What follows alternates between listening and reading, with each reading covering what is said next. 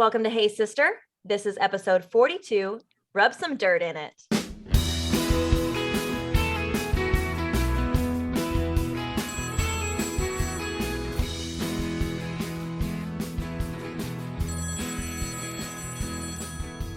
Hey sister. Hey sister. Join me, Courtney Lewis. And me, Carly Ferguson. In our conversational podcast about everyday situations. You can count on us to tell it to you straight with our own sisterly spin.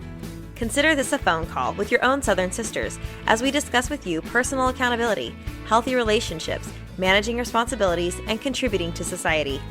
Each episode will consist of straight talk and a call to action. Your sisters are calling. Thanks for answering.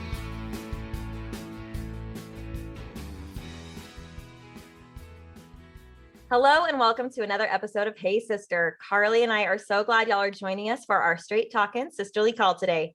I'm Courtney, and as a lover of the educational system as a child, I'm especially excited to introduce y'all to our new theme this month, back to school. Remember as kids, we used to say, when am I ever going to use this stuff?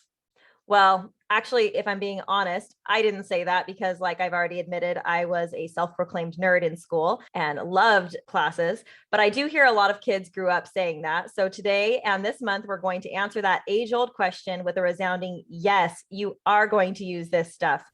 As adults, we use so many of the core and elective course materials in our daily life, and there's always more to learn. That's where our guest experts come in for our Back to School series. All right, it's my turn, and I get the privilege to introduce our expert today. Some names that you may be familiar with are Julia Child, Bob Ross, Joanna Gaines, Miss Frizzle, the greats of equally instructional and motivational shows. I'd put our guest today, Kathleen Mooney, with those names. I happened upon her videos while researching how to grow stuff in Central Texas. And after mulling through very instructional videos, let's just say I was coming up dry on anything that kept me engaged. I watched one of Kathleen's videos. I believe it was the Ho No Mo video. And it had me laughing and learning. I binge watched 5 more videos. And when my husband asked what I was doing, I told him, I'm going to start gardening.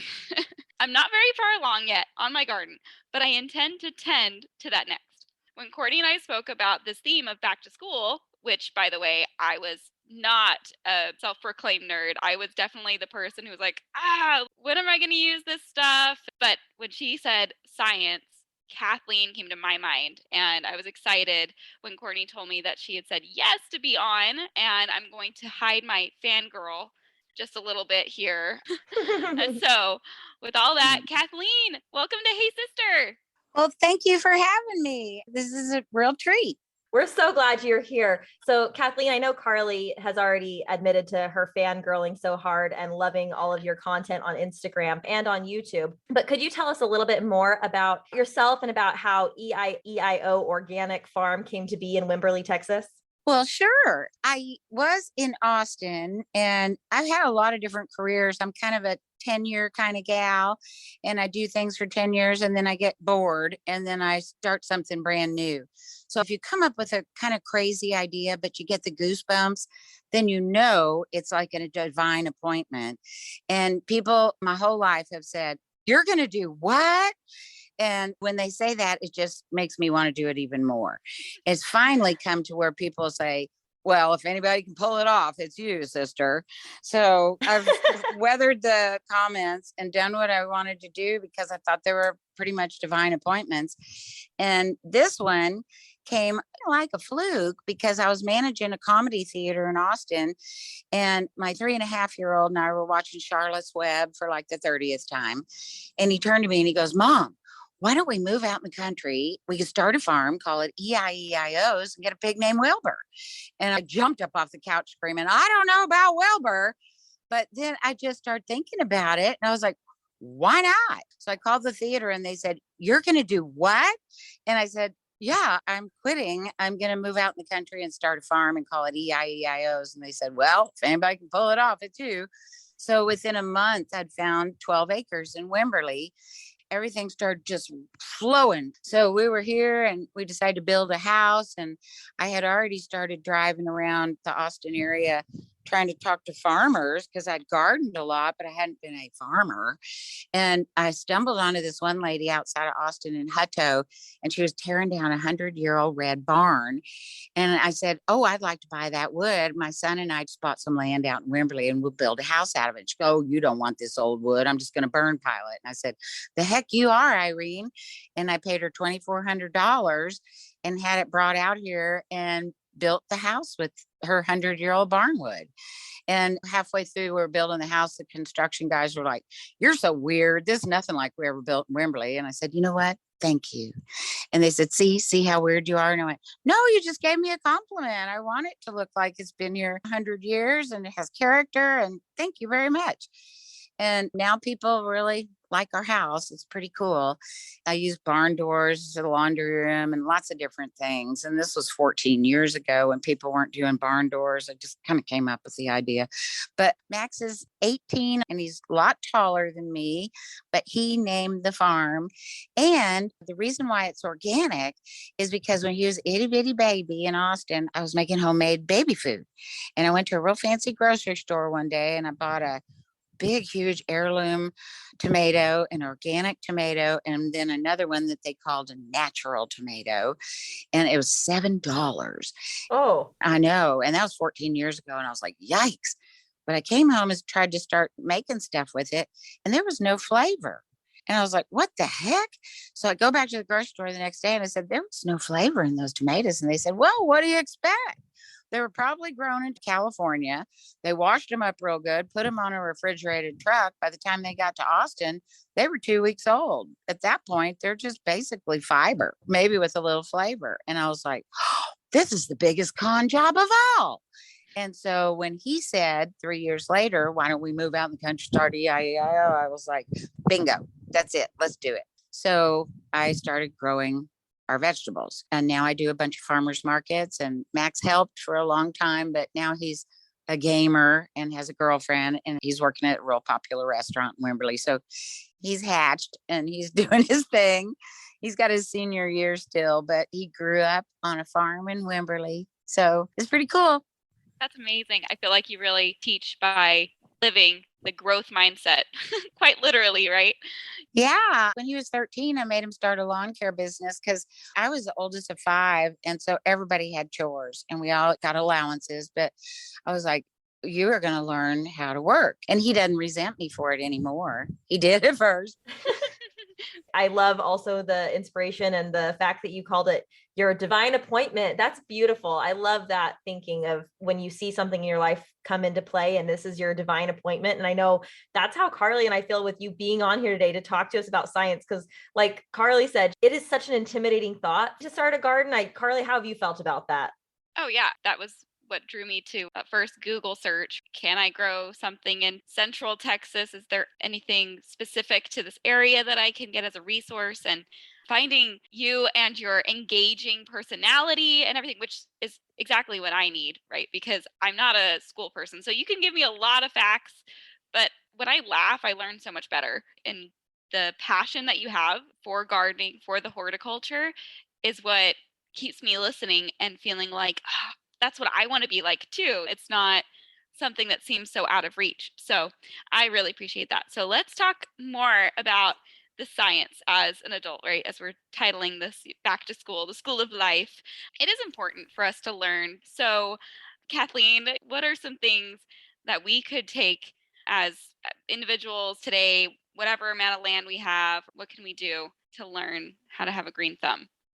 Well, just full disclosure, I said I'd had gardens before and I had, but at the beginning didn't know what I was doing. I'd go to the nurseries, and a lot of people like to buy shoes or guns or whatever. But I always like to go to nurseries and I'd always have plants around, but I didn't know about vegetables that much. So I'd go home and just decide where I wanted my garden, not thinking about sun and shade and where was the most fertile patch in the yard or anything like that. And then I'd just scrape a little area and dig a little hole and take the thing out of the container and put it in there and water it. And They didn't make it. So then when I bought my first house, what I did was I decided where I wanted it to be. And I knew that I needed shade in the late afternoon in the summer in Texas because it gets so brutal, especially this summer. So I plotted out where I wanted it to be. And then I wet all the grass down big time. I soaked it big time. And then I put a big tarp over it and rocks to hold the tarp down and just let it be for 4 to 5 weeks. And when I pulled it off, the grass was yellow by then. The soil was real moist underneath there still. And I was able to work with it with a pitchfork, and I could pull up from below because the deeper you get, there's more minerals and microorganisms in the soil. So I just cleared out all the grass. And then the old man that lived next door had a really successful fig tree. And I said, what do you do? And he said, well, this soil here is kind of like clay. So you put in some playground sand, you put in some gypsum, and then you can put in some compost. And so at the time, I had not started a compost pile. So I just went and bought some compost and I mixed all that stuff in and worked it into the soil. And then I let it sit for a couple days. And then I went to the nursery and got some plants. Still scared if I plant seeds, how long is it going to take? Is it really going to work? So I planted things, but I made sure that I dug a sufficient enough hole, not just a shallow hole. And I took the little potted plants that I got in at the nursery and I took the plastic off.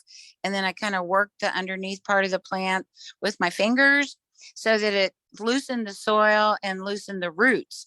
So that once I put it in the ground and covered the base of it with the dirt, the roots were already spread out and could start their little journey further into the soil. So that's what I did. Fast forward, then I got a lot of vegetables out of that garden. And it was really exciting because I wasn't sure what I was doing. But it's like all about the dirt, it's all about the soil. I mean, that's life, really. It's all about where we plant ourselves and the roots we form, and they can help us weather with the winds or storms or relationships or anything. It's all about your roots. And that's with the garden too. Now, since then, I've learned a lot. Like one of my videos is called Planting by the Moon. And this is fascinating to me that, okay, so this old timer at the first farmer's market I ever did, he said, yeah, well, you got to plant by the moon. That's what the almanac says. And I said, well, tell me more, Leroy. And he said, well, you see, when the full moon's coming on, the moon's getting brighter and brighter every night. So probably about a week before is when I plant my starters because they're already green on top. And so they're not only getting photosynthesis during the day, but they're getting more and more moonlight during the nighttime. And then they can establish better. Seeds, it's interesting, but just after a full moon, whatever little moisture is in the soil comes up to the surface. And so you plant your seeds right after a full moon and it helps them germinate faster. So that's when I got real confident with seeds, but I still wanted to test his theory. So I planted a row of spinach seeds 2 days before a full moon. And then I planted another row of spinach 2 days after a full moon. The ones I planted 2 days before the full moon, sparse germination. I barely got any spinach out of it. And it took them like a month to start doing anything. 4 days later, 2 days after the full moon, I planted a row of spinach seeds. Within 3 days, they were popping up out of the soil. I got so much spinach off that row. It was amazing. So I want to back up a little bit because when you buy little starter plants at the nursery, a lot of people, and I didn't know this either, but you got to harden them off. So what you do is you buy at the nursery, and every day I'll take the little plants in their cups and put them in the sun, like from 8 to 9 in the morning, and then I'll put them in the shade and water them. The second day I put them out in the sun, just on my patio, on my front porch for 2 hours, bring them back into the shade and water them. Third day, I put them out for 3 hours, put them in the shade and don't water them. Leave them dry. And then the next day, the fourth day, I'll take them out on the field, and I like to plant at night, a couple hours before dark, and I'll plant them in the bed that I've prepared, the good soil, and water them in real good because they're dry. So they're going to take on all that water real good, right? And they flourish. So this is a week before the full moon. I'll harden them off for several days and then I plant them. And then they have all that photosynthesis go in and they get established a lot quicker. And then seeds go after the full moon. And it's tried and true. It works. Leroy knew what he was talking about, huh? Oh, he sure did. Listen, I have one of my videos called Old Fashioned Bug Control. And a lot of people here in Wembley grow squash. And there's this bug, it's called the squash borer. And it'll go right up through, like your squash is beautiful, right? And it's just about to put on the squash. And they look like grub worms. They're really gross. And they weasel their way into the stalk of the squash. And then they'll work their way up to the top. And the first time it happened to me, I had this gorgeous zucchini and the whole top of it just fell off. It just cracked and fell off. Like you see somebody cut down a tree and the whole thing falls over. Mhm. I was like, what the heck is going on here? I didn't know Leroy yet. And so then when I asked him about that, he said, well, you see, once your squash comes up, put a little bit of aluminum foil underneath that little plant and put rocks around it so it doesn't blow off. And you see, squash borers hate the reflection. So they won't come in and try to bore their way into the stalk and mess up with your squash. And I was like, thanks, Leroy. And it works. Then you don't have to use pesticides. You don't have to have a pocket knife and try to dig the squash borer out. I don't like to do that. So I just do aluminum foil. Yeah, use their self-consciousness against them. They don't like their reflection because they're ugly. Maybe that's it. Yeah, maybe. I don't know. He told me a lot of different tips. When I started, Max was little. He was only 4. So I'd put him to bed and I'd stay up and study online. And it was coming on winter. And I had 2 big greenhouses. So I was running a space heater in there. And number one, I was worried it would catch the thing on fire in the middle of the night while I was asleep. And number 2, it was jacking up my electric bill. So until 1:00 in the morning, reading all these technical articles about how to heat greenhouses. And I'm like, I am not this big, huge commercial outfit. But at the bottom of one of these real technical articles, it said, or you can do like my great uncle Billy Bob. He swore by 2 full-grown bunnies. And I was like, what? And 2 full-grown bunnies create enough methane gas to heat a 20 by 40 greenhouse throughout the night. And I was like, Max, the next morning I said, you like bunnies? And he goes, yeah, Mom. And I said, we're getting some. So I pulled the space heater out so I didn't have to worry about anything. And I would put the bunnies in cages in the middle of winter time. It could be 28 outside. It'd be 38, 40 inside the greenhouse because they toot and poop. You put them on the ground and you have to have them in cages so they don't hop around and eat all your plants, but it works. That was my kind of solution. That is wild. It is crazy, but it saved my electricity bill. And we had pet bunnies, and in the summer we'd let them hop around in the shade and the grass. And I called them Fred and Ethel, like the Mertzes. Yeah, You could say it was a harebrained plan. Oh, funny.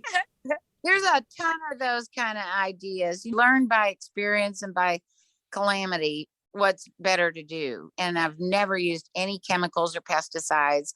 All these little old tried and true tips are really fun to use and work. Yeah. And it's nice because it saves you money, right? In time. Yeah. You think it's so much easier just to go to the store and get something. You did mention compost, and I don't know if you have any tips on that for what things to save in the compost. If it's like, hey, if you have this, that's like the most valuable thing in your compost, because I want to start doing that, but I just haven't. Well, yeah. And don't be hard on yourself. Just start a compost pile. And there's time now because at least here in Texas, I probably won't be planting till mid-September, maybe not even till a little bit later because of the heat. Some people go buy this fancy aluminum stainless steel containers and they keep them in their kitchen. But invariably to me, I think they start stinking. So I just keep a bucket outside the back door. And every day we'll have scrambled eggs for breakfast. I put the shells in the bucket. Every day I have a couple cups of coffee. I put all the coffee grinds in the bucket. Those are 2 essentials. You always throw your coffee grinds and your eggshells in.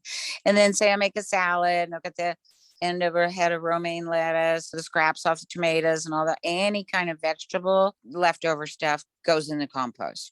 What you don't want to put in is any kind of dairy or meat. So no cheese. If I even have a little bit of leftover aioli on a piece of lettuce or something, I'll rinse the lettuce before I put it out in the bucket because I don't want anything to attract the ants that come in sometimes. So you might not want it on your back porch. You might want it just off to the side of your back porch, and you might want to put a lid on it. So I put all vegetable scraps. I do not put meat or cheese or bread or anything like that in there. And I have a video about building a compost pile, because what you do is you get all those scraps, and that's a portion of the compost pile. But kind of like how I put out the tarp and clobbered the grass, what I do as a compost pile when I'm starting a new one is I'll go out there, and leaves are invaluable. I'll drive around little neighborhoods here in Wimberley where people pay to have somebody come and blow their leaves into big black bags. In the middle of the night, I'll be sneaking around the neighborhood grabbing the black bags, because to me they're gold, to them they're trash. And I bring them back and I'll spread out a bunch of leaves, and then I'll dump all that coffee, eggshell, vegetable stuff on top, and then I cover it with more leaves. It's a couple of reasons. The leaves introduce carbon, and they make it to where it won't go gooey on you. You know, if you just do what's in the bucket, it's going to be a globby mess. And some people put grass clippings in their compost. Oh, and I also put chicken poop in the compost pile. Okay. And a lot of times people put horse manure or cow manure. They go find a farm and bag it up and bring it home and put it in their compost. Some people put even little sticks and things like that. I don't, because then I have to end up sifting them out when I go to use the compost. There's two ways to do it. You can just keep dumping and layering with leaves and stuff from your bucket, leaves, stuff from your bucket, and let it be, and just do that. That takes about 6 months. That's the lazy man way to do it. And that's how I do it sometimes. But the other way is after about 4 weeks, get in there and pitchfork it and toss it and turn it and turn it and turn it, so everything gets mixed up and aerated, and then put some leaves on top and leave it be. Now, the reason why I always put leaves on top again, kind of like icing on the cake, is because we're out in the country. And if I don't, then possums or squirrels or somebody will come along and try to start eating my hard work. So I always put leaves on top so that they won't swipe my stuff. Yeah.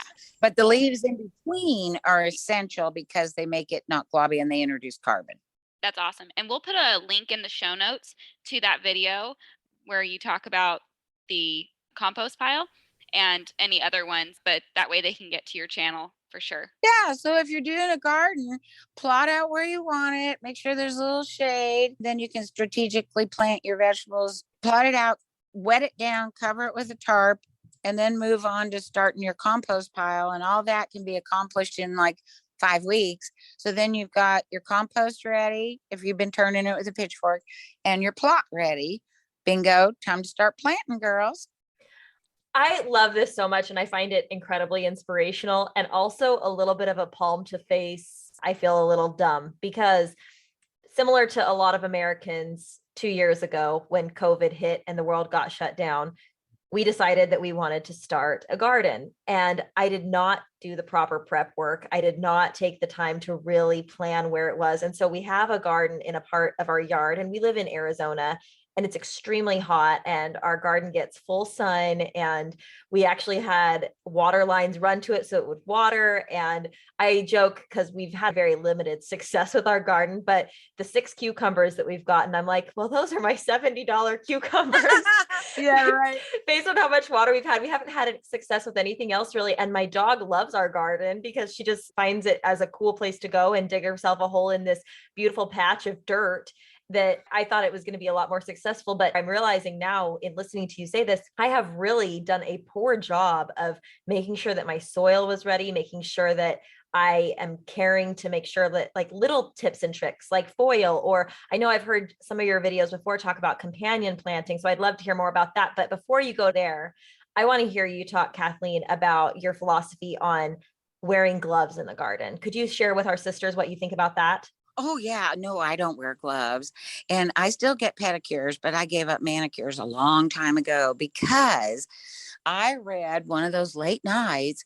I read a scientific report that said that if you get your hands in the dirt, little tiny microorganisms get up underneath your fingernails, your body absorbs them, and it helps your body create more serotonin. So who doesn't want more serotonin, right? And then I mentioned it to not Leroy, but some other old dude at the market one time. And he said, well, I may be broke, but I'm happy. I guess there must be something to it. And there is, because you talk to people that don't even realize that, but they say their happiest time of the day is when they're out working in the garden. So yeah, I don't wear gloves for that reason. And also I lose dexterity when I had gloves. I mean, at the very beginning I'd wear gloves and then I couldn't feel stuff as good. So I quit wearing them. Then I was like, oh, my hands look horrible. And then I saw that article and I was like, who cares? I could go back to that years from now. I'm not going to worry about it. I want more serotonin. Yeah, I got to feel happy. Another thing that you brought up is the fact that tomato was $7. And when you're planting, one of the benefits, in addition to serotonin, is pride in growing your own food. Even though I joke that my cucumbers cost me an exorbitant amount of dollars to water, they made me so happy. And even my husband and kids all agreed these cucumbers taste so much better.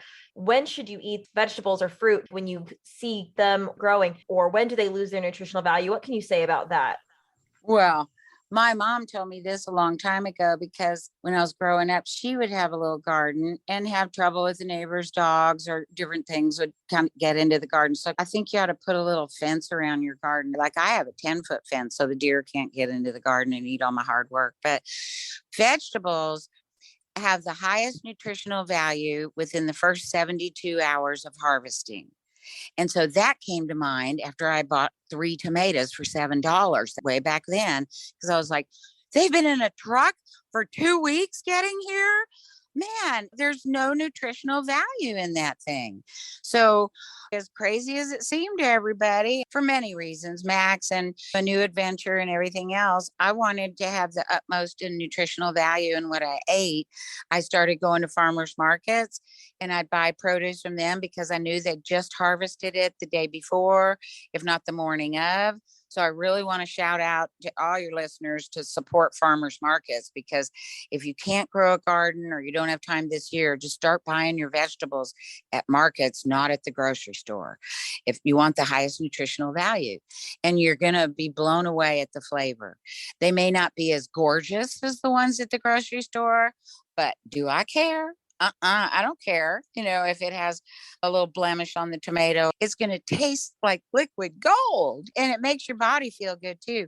In fact, one night we were slowly going broke, and that's why I ended up starting to make the condiments, because there was a lot of competition at the farmers markets and that's where I was earning my income. And I could only grow so much by myself. People bought everything I brought, and I had a CSA program where families would come and buy a big basket of vegetables every week.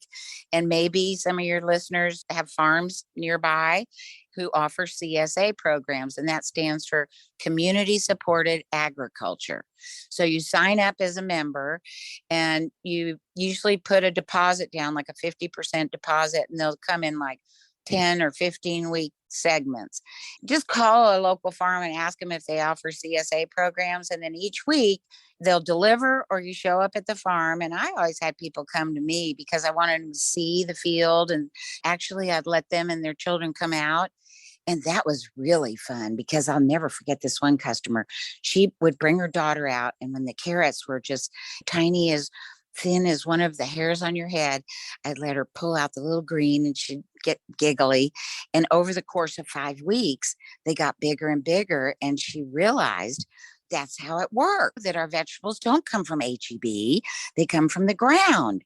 And so I always encouraged everybody to come to my farm, and they'd get 7 to 8 kinds of vegetables in quantity that would serve as side dishes for a family of 4 for a week. And then they'd come back the next week. And I even got them to where they'd bring their compost to me if they didn't want to deal with a compost pile.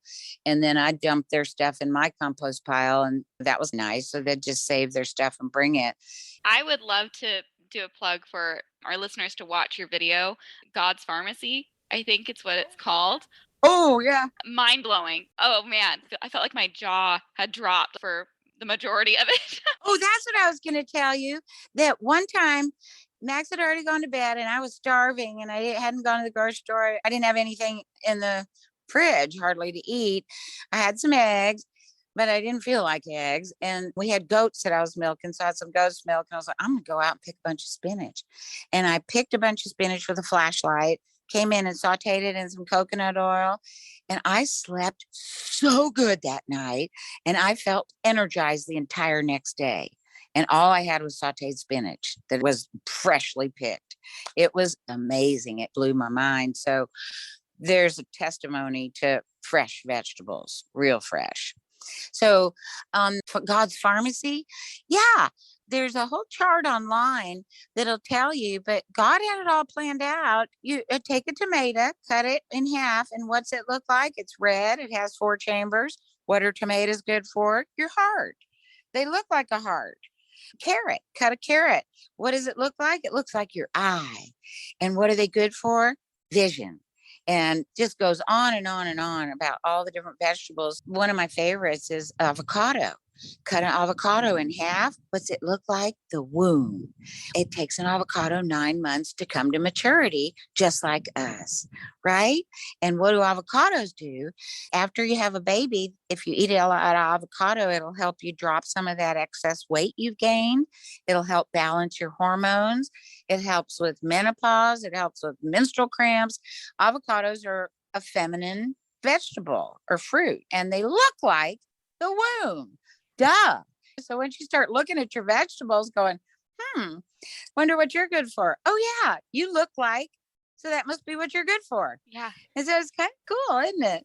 This is so cool and intuitive, but valuable to hear. Yeah. I haven't seen that video. I've watched a lot of your other videos, Kathleen, but I haven't seen this one. And now I'm just wanting to go watch it right now. And I also really love this idea too, that you're talking about how all of these foods are good for you, because there are so many sources out there that you'll see on social media. It's like, stop eating this one food to get rid of belly fat. And it's like a banana or an avocado, these random dumb videos that you're like, really, you don't think that God wants us to eat vegetables? Yeah. There's people out there that claim that tomatoes are the worst thing for you, the acid in tomatoes. And I love everything that you're saying. And I also love what you're saying too about supporting local farmers markets. I know that personally, I'm going to take that as a call to action for myself, because I would rather go to a farmer's market than spend $60 on my cucumbers. It's worth it to me. Aww. I need to be shopping from local farmers markets. As much as Carly and I have talked about the convenience of grocery pickup, this is a good reminder that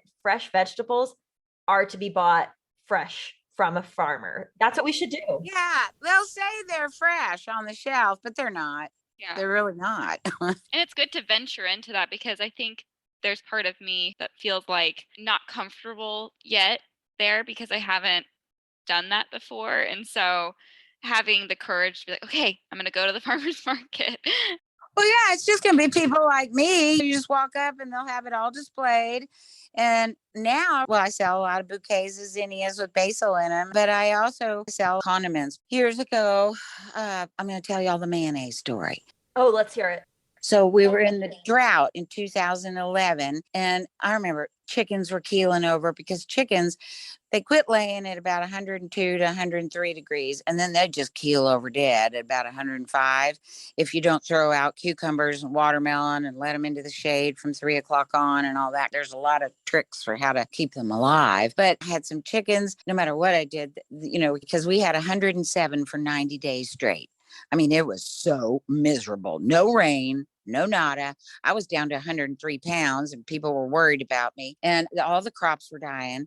And I finally just went out in the field and I sat down between 2 half-dead eggplant bushes. And I was like, I just looked up and I went, all right, big guy, you got me into this. Now, what am I supposed to do? Everything's dying around here, including me.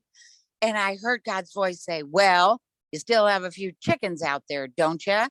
And I keeled over backwards, screaming out mayonnaise. I took one of the eggplant bushes with me and I started laughing, and I was like, where did that come from? But my mother, my beautiful mom, had been with KPRC in Houston in the 40s. And Mary Martin came to town, who had been Peter Pan on Broadway. She was the real life mom of J.R. Ewing and Dallas and all this celebrity stuff. So she came to the station and said, these women in Houston need a cooking show, and I want that pretty girl to be my assistant. So Mom did the cooking show with Mary Martin in 1949 for a year. And then she met Dad and married him. So she introduced us to a lot of different foods, and she'd always try to garden or bring us to a cow farm so we could watch her milk the cow and then squeal and laugh and see if we could do it. But she also made her own homemade mayonnaise. And remember, she was really pretty. And she would put the mayonnaise on her hair as a conditioner and put a shower cap on. And my dad was like, Peggy, would you cut it out? What the heck? Putting all that mayonnaise on your head with a shower cap. You're too pretty. Now get that off. She was like, Phil, get over it. My hair is going to be soft and silky for the next 3 months. And so she'd go to bed with a shower cap on. And I guess that's where, in my delirium and heat exhaustion and everything else, and 107 degrees and everything dying around me, I keeled over backwards, screaming out mayonnaise, and God answered the call and said, well, you still have a few chickens out there, don't you? So I ran out to the coop and got a few eggs, pulled some garlic out of the field because that was safe because it was a root crop. So it was down in the ground. The tops had died, but the garlic was down there. And I had a little lemon bush on the front porch. I pulled a lemon off. And years before that, this is important. When we started the farm, one day I was jonesing for cottage cheese. And remember, I had goats and I was milking them. And I didn't know what I was doing with that at the beginning at all. That was a huge calamity. I mean, they'd kick and the bucket would knock over. And I was like, would you just sit still? And so finally somebody showed me how to harness them because I wasn't even doing it right. But I thought, well, I'm going to see what kind of ingredients are in this Borden's cottage cheese before I buy it. And maybe I can make more money making homemade goat's milk cottage cheese. I turned the carton around. And there was 117 ingredients in that cottage cheese. And I was like, what? And then there was Daisy cottage cheese next to it. I turned it around, milk, salt, cream, period. And at that very moment, 14 years ago, I just knew that someday people are going to start paying attention to the number of ingredients in their products. And I, of course, bought the Daisy. And then I went home and I never ended up making goat's milk cottage cheese, but it was a big, valuable lesson. So back to the mayonnaise, I get the blender out. I make this 5 ingredient, all organic, garlic aioli is what I called it. It was really garlic mayonnaise, but aioli sounds swankier. And I've been to Europe and I like aioli. So I made this and I started selling it at markets and my profits went up and people were like, oh my gosh, this stuff is so good. And really only 5 ingredients in it. And I was like, yeah. So it's kind of like teaching people to start paying attention to their labels. And then Whole Foods wanted to carry it. They caught wind of it. And I went in and they were offering so little. They said, oh, well, here's what we can offer you. And I went, that's like half what it cost me to make it. Oh, that's right. I heard y'all are merging with HEB and they're going to call you HE Butthole Foods. And the lady started laughing and she goes, well, that's funny and everything, Miss Mooney. I mean, it really is, but we're kind of cheapskates. And so let me work on them and see if we can get the price up and then come back in like 6 months. But by then I was selling a whole lot at the market and I'd gotten it in other grocery stores that were paying me more. So that took off, but it was really a divine appointment to begin with. And then after that took off, I have 73 pecan trees and I was selling bags of pecans and bundles of cilantro. And finally I was like, well, the aioli took off. Why don't I make a Texas pesto? So I started making a 5 ingredient, all organic cilantro pecan pesto. That took off. That got in the grocery stores. And since then, about 4 years ago, I added a fig and olive tapenade because I have a lot of fig trees. I added a sun-dried tomato bruschetta and I also make a ginger cranberry chutney. So I've become the condiment queen. So that's what I do. I sell all those and then seasonally I'll sell vegetables at the market. But you got to push the envelope. I mean, I have Airbnb cabins to help supplement the income and they stay pretty booked and people like coming to a farm to stay.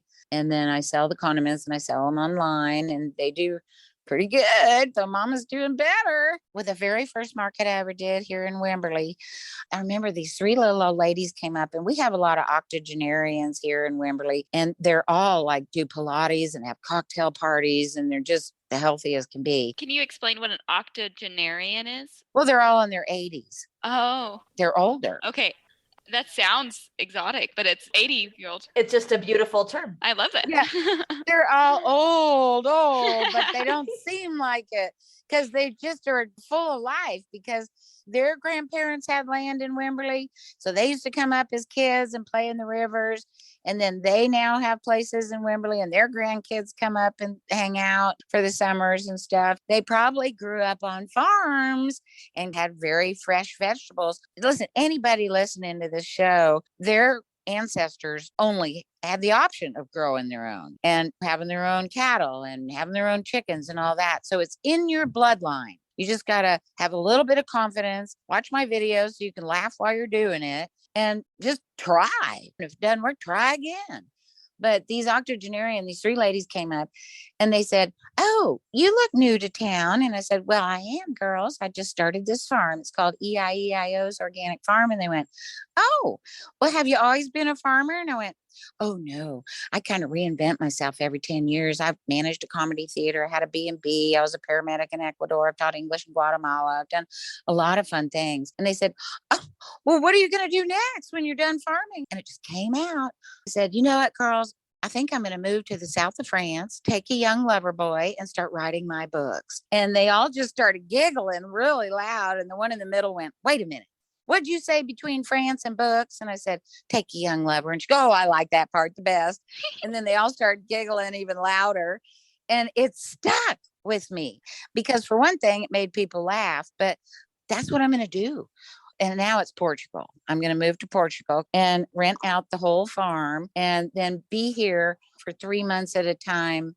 I'm going to go back and forth. And I'm also going to take pottery classes over there because that's what I want to do next. And I also want to learn about herbs because I've been to some herb symposiums and I was so intimidated because I was like, these people know all kinds of stuff that I don't know. But I can now identify 10 weeds that I used to pull out that have culinary, nutritional, and medicinal qualities. Because like our ancestors gardening and farming and all that and raising livestock, Indians didn't have a Walgreens they could go down to and get some medicine, right? They all used herbs and they healed themselves. So a lot of old timers know about that too. And I've learned a lot. There's one that I did. It was like the third video I did, but it's cow manure and herbs, but it's all about how to use herbs. I can now, like I'm out on the field and I might cut myself. There's a sticky weed, they call it, and it grows all over the place and it wraps around your vegetables. So I used to just pull it. Well, now I know that I can snip off a little bit and chew it, put it on the cut. Cut's gone by the next day and it stops the bleeding and everything. And it was just a weed to me before I went to that symposium. And like I said, I was kind of nervous. I was like, they're all going to know tons more than I do. What am I thinking? But it's really fascinating to me. And that's what I'd like to learn a lot more of because I don't even take Advil. I don't do anything. I mean, apple cider vinegar and local honey is pretty much my go-to. And eating fresh vegetables. And I trade my condiments for meat at the market because that meat's been slaughtered, within a couple of weeks of coming and it was treated humanely its whole life. And you buy meat at the grocery store. I remember one time I went to a grocery store and I told the guy I've been buying my meat at the farmer's market. And he said, "You're going to get sick." And I went, "Going to get sick? What are you talking about?" And he goes, "That meat's too fresh. We don't have a piece of meat in this butcher shop that's younger than 3 months old." And I went, "What? And that's supposed to convince me to buy from you?" Wow. What the heck? Yeah, So I get meat at the farmer's market too. that's awesome. I love hearing that you're still learning too, that you're learning about herbs and weeds and going to symposiums. And I think for me, what I'm taking away from all of this is I still have so much to learn. And you've taught me a lot today, right now. But Carly, do you agree? I think our call to action for our sisters should be go watch 3 of Kathleen's videos. Pick any 3. Yeah. And go to a farmer's market. Here's the thing. If they have any girlfriends that are like, "Girl, I tried a garden and it was just a flop." So what? Just try. Just give it a shot. I mean, you can get a tiller and till up an area and then buy a bunch of nice dirt and compost and do it insta like that. But that's not really practical for me. Plus, it's being part of the process because the joy that y'all felt on those 6 cucumbers, wait until you really do it from start to finish and involve the kids because they'll be laughing and maybe getting dirty, and you can hose each other down with the sprinkler if it's too hot while you're messing with the compost pile. And it's a good family thing to do. And it teaches them, like that little girl with the carrot every week. Because I remember when Max was in first grade, some of his friends were like, your mom has a farm? My vegetables come from HEB. And so, you want kids to know, because as we move forward with other generations, they need to know this kind of stuff for joy and for health and for who knows what. It's just a good skill to have and not to be intimidated. Just try it and make it a family affair. Thank you for creating all the good that you create in the world. It really is bringing tears to my eyes, and the motivation to do it with your family. And you don't know what's coming next in the world. And we need to be prepared, and we need to teach our family the value of hard work and eating whole foods. And I love, you've shared before the Hippocrates quote about let food be thy medicine. I love everything about you. You do truly inspire us. And thank you so much for all that you've shared today and all the great content that you have on your YouTube page and Instagram page. So where can our sisters find you? Well, my website is EIEIOTX.com, and the videos are down at the bottom of the website. You can also find me on Instagram, and that's EIEIO Wimberly. And then I'm on YouTube, and that one is Kathleen Mooney at EIEIO. Love it. Well, we're excited to continue to learn from you. You really are like our own Miss Frizzle.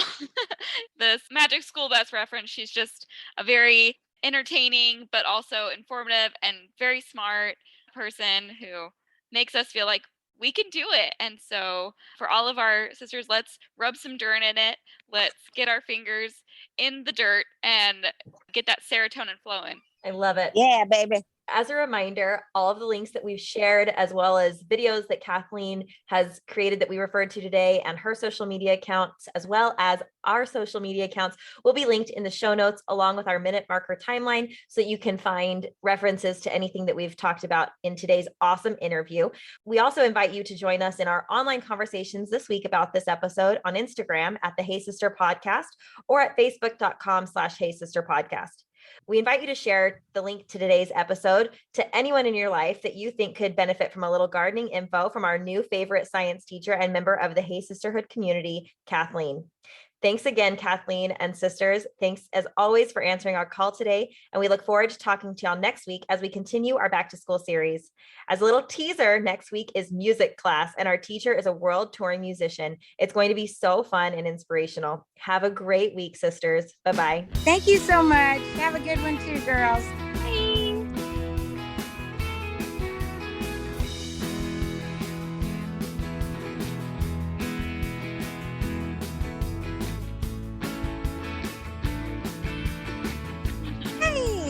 Fun. Our mom is gonna love listening to this. She is all about whole foods, and her dad, his name was Leroy, and he had a large garden all the time. She'll love all of this. Well, the funny story about gardens with our grandpa, when my parents bought their house between Dallas and Fort Worth, they have some acreage. And when my mom and dad bought this house, my grandpa went and visited the house. And while my mom was inside doing something, he just went outside and got a tiller and made a garden out of their backyard. He just went to town. And my mom was like, "You made me a garden?" I just got a new house. I'm going to have a lot more house to keep up with. And there's a pool, and like I have enough to manage now that I've never done before. And now I have to learn how to garden. But don't you remember that, Carly? We had squash. I think squash was the majority of what grew. But now I love squash because it reminds me of all that time of having so much squash. It was wonderful.